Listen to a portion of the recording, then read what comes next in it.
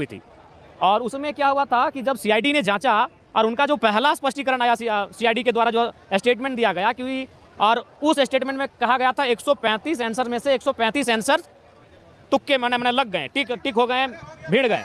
लेकिन उसके बाद जब सीआईडी का दूसरा स्टेटमेंट आया तो उसमें उस विषय को ही हटा दिया गया। तो सीआईडी ने जो जांच किया है उससे ये लग रहा है कि अपने बयानों को बदलने का कार्य कर रहे हैं। तो सीआईडी अपने बयान को बदल रहे हैं, इसीलिए उनके प्रति जो विश्वसनीयता थी वो कम हुई है। इसलिए राज्य के छात्र चाहते हैं सीबीआई और ईडी से भी जांचो। ईडी से इसलिए जांचो कि मनी लॉन्ड्रिंग का मामला सामने आ रहा है। 20-25 लाख से लेकर 50 लाख में सीटों को बेचा गया है, 100% है। इसलिए बेचा गया है कि नेपाल में बच्चों को ले जाया गया, वहाँ वो बैठ कर लिखें, अपनी कॉपी को भरें। बिहार में कॉपी को लिख के भरें। कई होटलों में उन्होंने बुक करवाया, उन होटलों में जाकर कॉपी को भरा गया। आपके जाके पश्चिम बंगाल में जाकर होटल में बैठकर कॉपी लिखे हैं। और जो सरगना सामने आ रहा है, जिसमें का अभय तिवारी नाम सामने आ रहा है, इस शख्स ने सीजीएल जेएसएससी की परीक्षा में इनकी नियुक्ति हुई थी और इस बार भी ये पीटी की परीक्षा निकाल चुके हैं। ये परीक्षा हमारे लिए एक संघर्ष है, हमारे लिए एक तपस्या है और उस शख्स के लिए मजाक है। वो 6-7 परीक्षाओं को पास कर चुका है।